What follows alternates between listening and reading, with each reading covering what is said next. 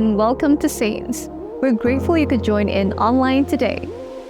We've prayed you'll be inspired in your journey of faith in a fresh way.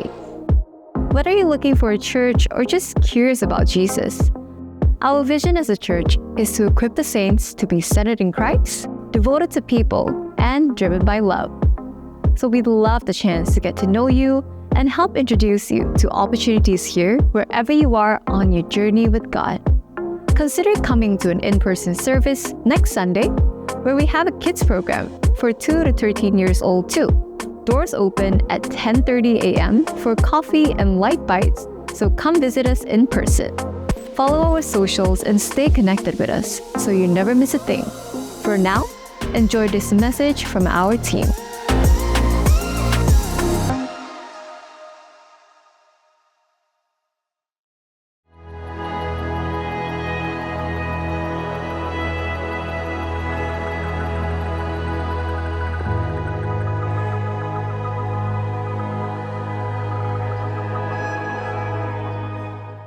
Good morning, everyone. My name is Brian, and I'm part of the leadership team here at Saints. So we are going into a new theme. It's July. Can you believe it's July already? Cannot. Jennifer's like, oh, too fast. Right? But it's already July, and we're going in with a theme called Occupy.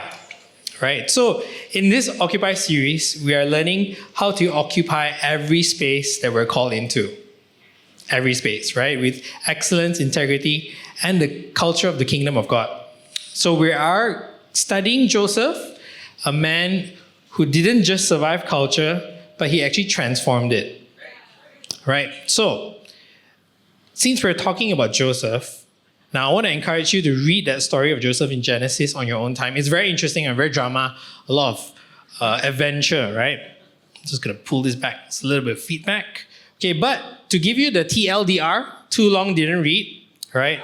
I'm going to give you a lowdown on who Joseph is, right? Just in case you don't know who he is. So, a few points here. One, he's a favored son, right? Joseph, son of Jacob and Rachel, is his father's favorite, gifted with a colorful coat. Okay, he is a dreamer, right? He dreams of ruling over his family. His brothers hate him for it. Okay, he was betrayed, right? His jealous brothers sell him into slavery in Egypt, faking his death. From slave to prisoner in Egypt, Joseph served Potiphar, but is falsely accused and jailed. God is with him, right? Even in prison, he gains favor and interprets dreams accurately. He rises to power. He interprets Pharaoh's dreams, predicting 7 years of plenty and 7 years of famine. Okay, he was the prime minister. Pharaoh makes him second in command to manage Egypt's food supply. He facilitates reunion because during the famine, his brothers came to Egypt for food and Joseph tests them, then reveals his identity. Forgiveness. He forgives them, saying, "You meant it for evil, but God meant it for good." And finally, legacy. Joseph brings his family to Egypt, saving them from starvation, setting the stage for Israel's growth there, right? So that is the TLDR, too long didn't read version, right? I encourage you to read it. It's really very, very interesting. There are a lot of little nuances, but we just want to figure out, I guess, who is this Joseph? Like, why are we talking about him, right? I want to open with this verse, Genesis 39, 2-6, okay? So, the Lord was with Joseph. So as we read this, right, this is kind of a description of who Joseph is. The Lord was with Joseph so that he prospered and he lived in the house of his Egyptian master. Okay? When his master saw that the Lord was with him and that the Lord gave him success in everything he did, Joseph found favor in his eyes and became his attendant. Potiphar, which is his boss, put him in charge of his household, and he entrusted to his care everything he owned. From the time he put him in charge of his household and of all that he owned, the Lord blessed the household of the Egyptian because of Joseph. So, the blessing of God was on them, on everything Potiphar had, both in the house and in the field. So Potiphar left everything he had in Joseph's care with Joseph in charge. He did not concern himself with anything except the food that he ate. Can we imagine how, not yet, wait. Yeah. Can you imagine how good is it? Like, imagine your boss life. You only need to worry about what you're eating. Everything is settled for you, right? So that's the kind of assistance that Joseph had with his boss, right? And then I thought it funny to include that at the end. Thank you, blessing. It also says that now Joseph was well built and handsome. And then they move on to the other verse where the story unfolds, right? But I hope this gives you a good snapshot of who Joseph is. Well built and handsome. Very trustworthy, right? Everything you give him, no problem, he's settled for you, right? Don't need to lift a finger. You can trust this guy, right? But I want you to also think about this success. A lot of us think of success as you got to work hard for it. But Joseph's success wasn't from his boss, right? It was from God. And then when his boss, Potiphar, had seen that God gave him success in everything that he did, only then he was put in charge, right? Can everybody say in charge? Right? But let's talk about it, right? He was in charge for multiple things, right? And if you read his story throughout, he has different phases of his life and in different spaces, right? So today we're going to talk a little bit about spaces that we occupy. Okay? Everybody say spaces. Okay, let's talk about spaces for a bit. Now, here's some fun facts for you, right?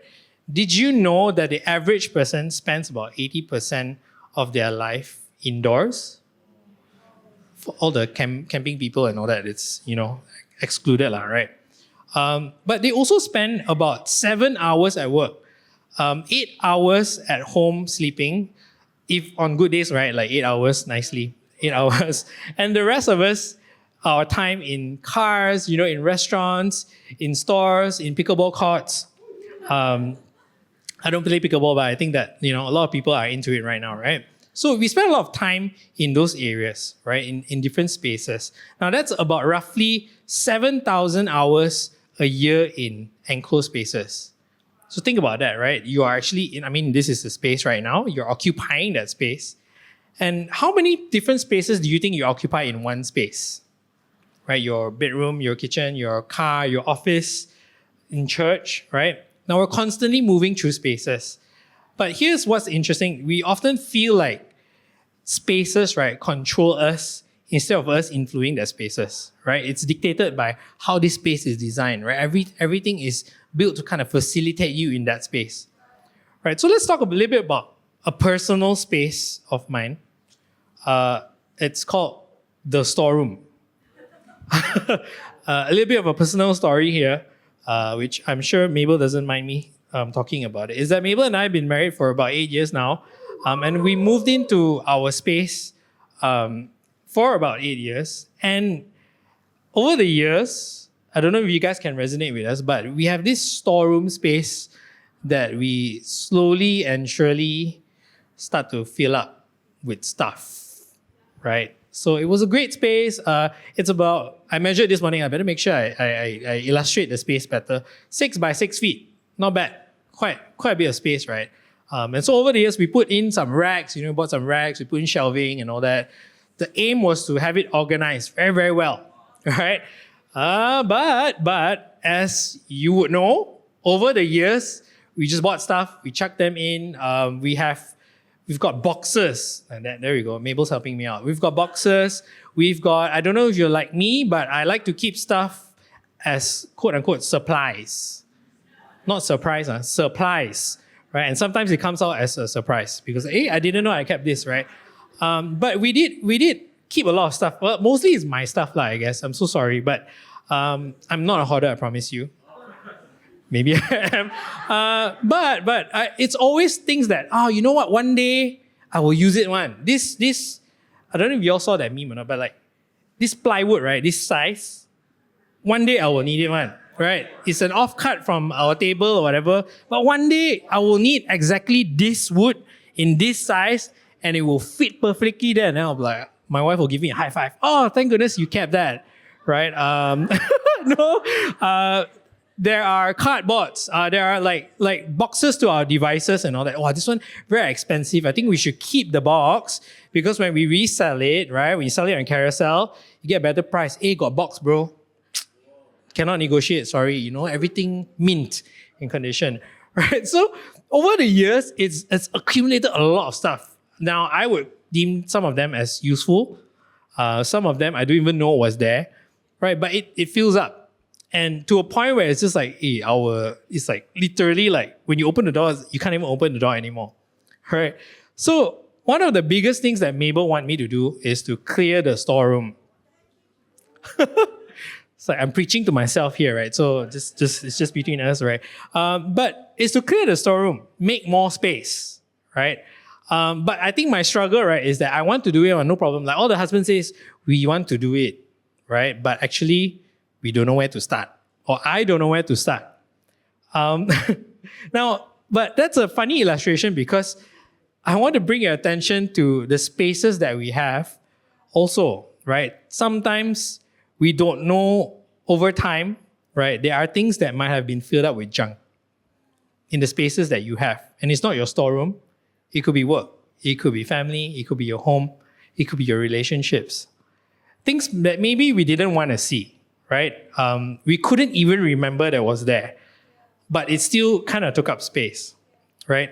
Over time, right, I didn't even want to deal with that space. So this conversation, clear out the storeroom, has been on for multiple months already, right? Not 8 years, year 3 maybe, okay? Yeah, but it's just a place where I guess I dump all the things that I don't want to be seen out in the house, right? Again, all the boxes and supplies, I will fix it one day, it's good to have. Once I fix it, I can use it, right? But how many of us have spaces like that personally, right? That storage cupboard was overwhelming and stressful. But here's the thing, all of us have spaces like that in life as well, right? We kind of always, I don't know about you guys, but sometimes we say things like, I really don't like Mondays at work. Family dinners are very stressful, right? And we treat ourselves sometimes in these spaces like victims of our circumstances, right? And sometimes past experiences, difficult times, failures, we've kind of let them fill out our spaces. It's kind of junk that stops us from letting God work in those places, right? So as I say all these things and I go through today my message, think about those spaces that you occupy. Now the problem here is that what stops us from owning these spaces, right? Like some of us are business owners. Some of us are, team members maybe. Some of us, this is your house, right? What stops us from owning those spaces, right? This space belongs to God, right? And we've been trying to control it ourselves. We've been trying to manage it ourselves. So in the story of my storeroom, didn't quite work out because over years it's just like, boxes and boxes and boxes of stuff gets piled up. Now, how do we fix this then? Is it just by going in and clearing stuff? Let's go back to Joseph, right? The story of Joseph. And we notice, right, whenever he went into a certain space, he actually took the presence of God with him. Right? So remember the story of him being a assistant, right? It wasn't that the boss gave him that space. It was he was doing really good job already, right? He already trusted God with that space. Now I want to illustrate 3 spaces that Joseph went through. There's more spaces, but I want to bring your attention to 3 spaces today before we close, right? We'll give some time to God to speak to us later in the end of the service.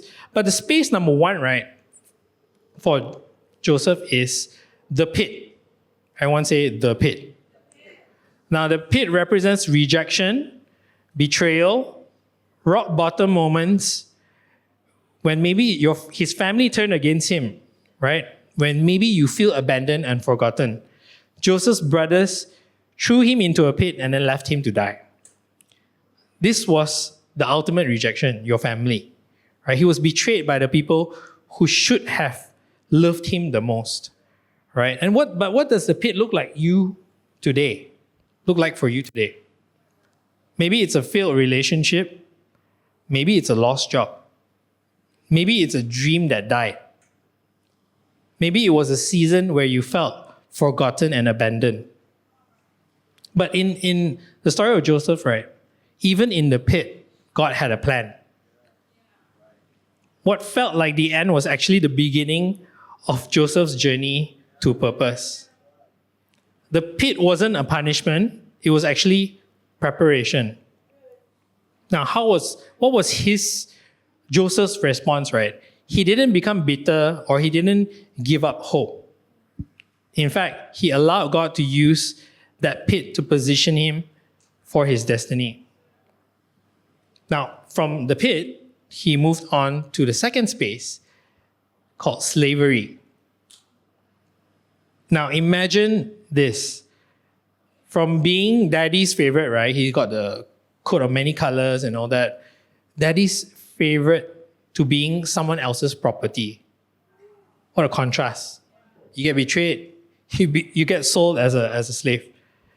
Joseph went from wearing this coat of many colors to wearing slave clothes.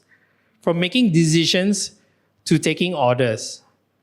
From being served to serving others.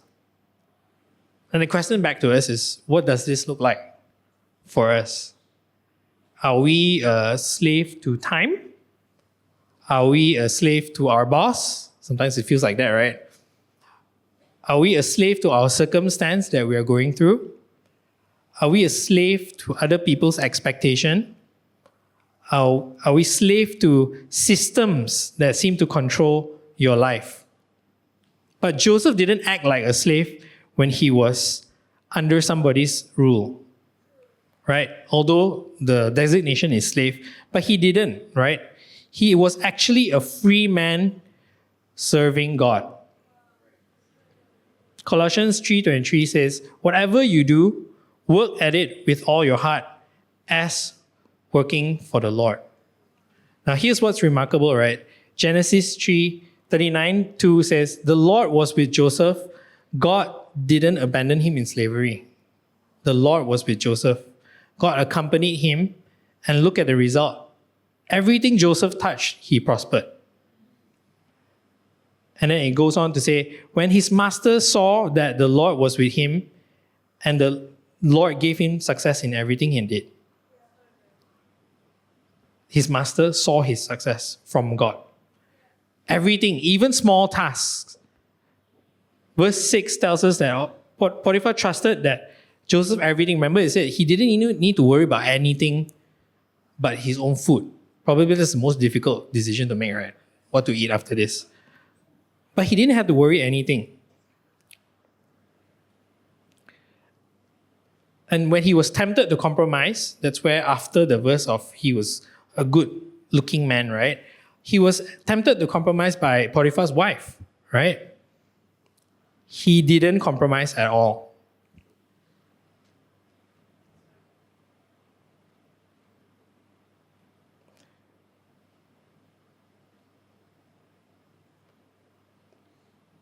Joseph said in verse 9, right?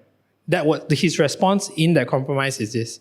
How then could I do such a wicked thing and sin against God? So I want to bring your attention to this, is that he didn't say, hey, I cannot betray my boss. I can't do him wrong. His answer was to God. This is really integrity under pressure. Now I want you to imagine for a second, how powerful would it be for us Christians at our workplace to have our superiors trust us with that amount of responsibility? And the fact is, some of us already have that supernatural favor where you're at. But you're distracted with the troubles at work rather than giving God space to work.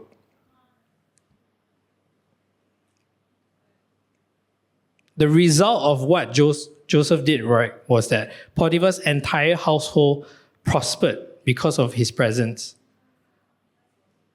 His boss prospered. Can you imagine your business that you're in, the workplace that you're in, the situation that you're in prosper because of your involvement? But that brings us to space number 3, right? Just when things were looking up, of course, with the false accusation, he ended up in prison. He was framed.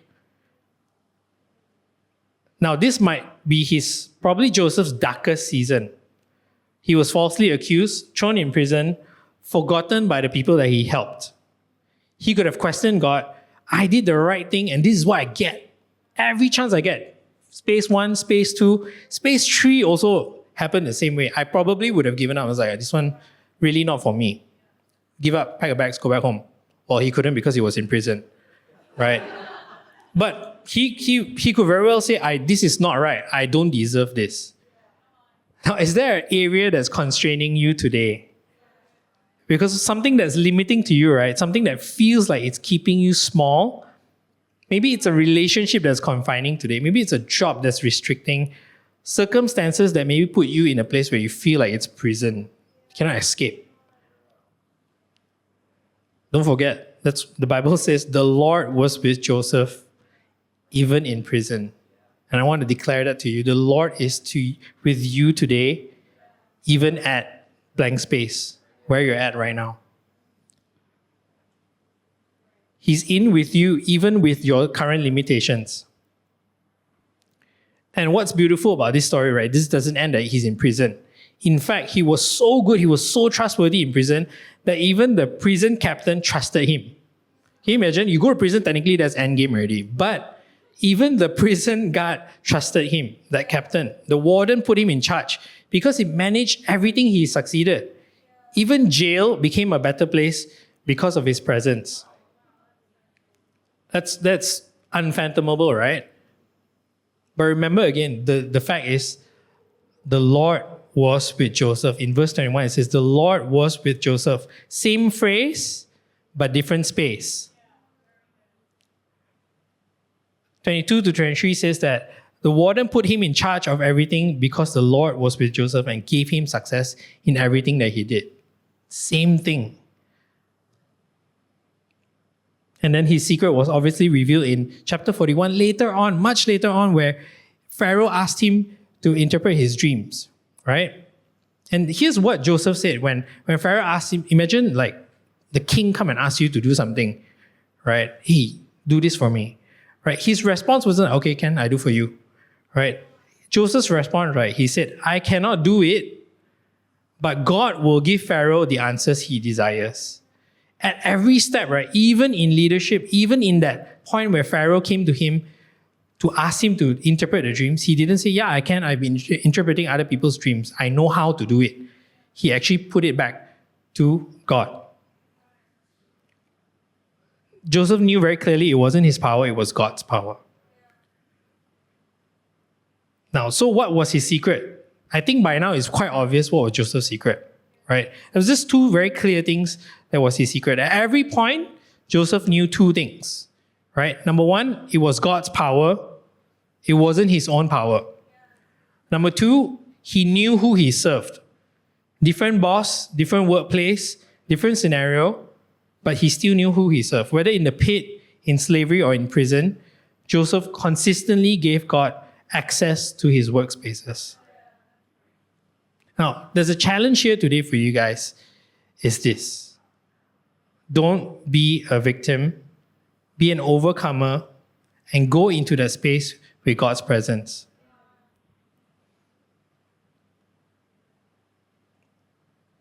But Joseph's story, right, points to an even greater story. Now, Jesus left heaven to occupy the most hostile space. Rejection, betrayal, a cross, and even death itself. When he rose from the dead, he made a way for God to transform your space today. Joseph had God's presence there with him, but you have something greater. You have God's Spirit right there with you today. So today, right, we have more access to God than Joseph ever had. So you don't just carry God's presence into, into just spaces. You are the presence of God in those different spaces that you have. Now, what's the catch here then? The catch here is that we need to give God access. Easier said than done, right? It's easier to just say, another day, you know what? Look at the story of the storeroom. One day I'll fix it. One day I'll look into it. This week, next week, tomorrow. But that's the thing about God. I want to point you to this fact about God is that God doesn't barge in to your spaces. God doesn't force his way into the spaces that you have. Because God gives you that space and he wants you to invite him into the space. In Revelation 3:20 it says, "Here I am, I stand at the door and knock. If anyone hears my voice and opens the door, I will come in and eat with that person and they with me." He never forces his way into your spaces. He waits for your invitation. Maybe the keys can come up now.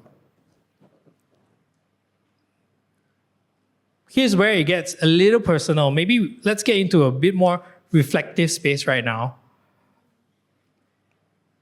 Few questions for you guys today. What spaces are you in right now that feels limiting? What space have you written off as just surviving? What space would you rather avoid, like my storeroom?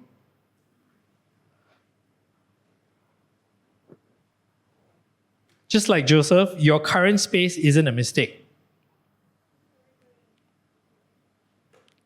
I'm going to say that again. Just like Joseph, your current space that you occupy right now, maybe on a Monday, now you're here, right? But all these spaces, even after church, right? It's not a mistake. I say that even not knowing where you come from, but I'm pretty sure it's not a mistake. It's an assignment.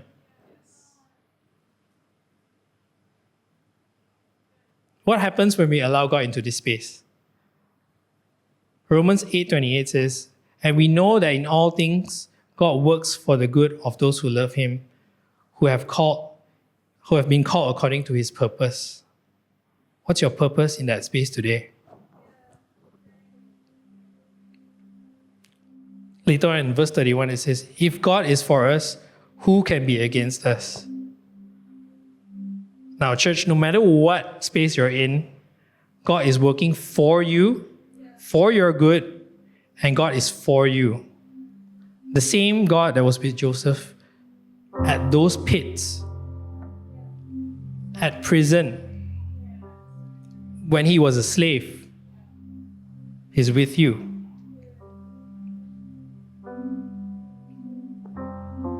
The same God who was with Joseph is with you. What happens when you let God into those spaces? There is an exchange and there is a transformation. When you let God into these spaces that you are in, there is an exchange that happens. And I put out a slide there to kind of illustrate the spaces. Where you have chaos, you exchange it for supernatural peace. Where you have weakness, you exchange that for strength. Where you have a lack, you exchange that for provision. When you have brokenness, you exchange that for healing. When you have impossible situations, you exchange it for breakthrough. This is not just Bible stories, church. This is your inheritance. The same Spirit that raised Jesus from the dead lives in you. The resurrection power is available for every dead situation in your life today. Take a look at this list. Do you need peace in your chaos? Now, some of you may be looking at your space today and you may be saying, you may be feeling the same way I was looking at my storeroom, right? I don't have time to deal with this space right now. I don't want to look at it right now. Because every time I look at it, it reminds me of the hurt that I went through. Every time I look at it, it reminds me of the amount of work that I need to do to get this sorted out. I just can't maybe even to bear to get rid of it. I can't let go of that. What if I need it one day?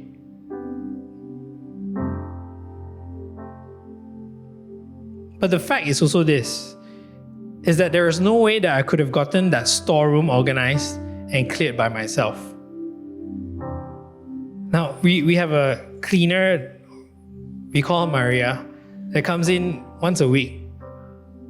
I know Maria is such a standard name, right? But she asked us to call Maria. But okay, pro tip 1, if you're newly married, best decision ever to get someone to help you with cleaning your house. Best marriage advice, right?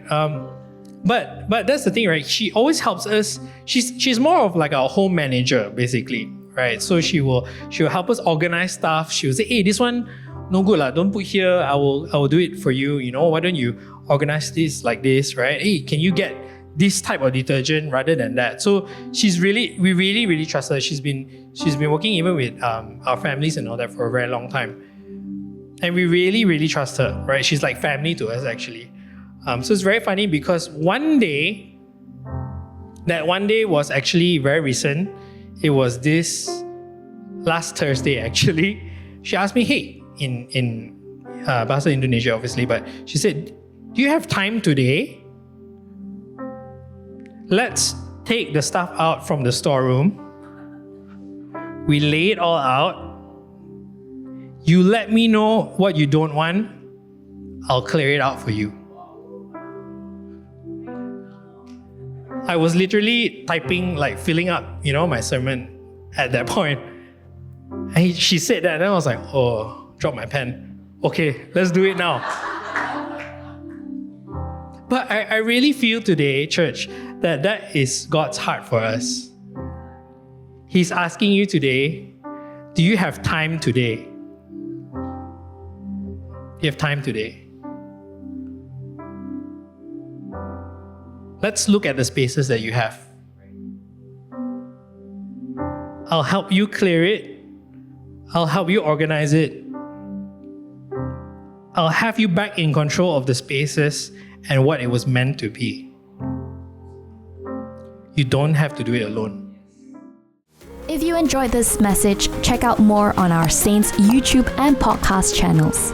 For those who want to know more about Jesus, find a Christian community to be a part of, or you're exploring faith, why not join us this coming Sunday for our 11 a.m. service. We are a growing, vibrant church in the heart of Petaling Jaya in Kuala Lumpur, Malaysia, with an interactive kids program for 2 to 12s, facilities for parents with under 2s, and freshly brewed coffee available from 30 minutes before each service. We're confident you'll live encouraged.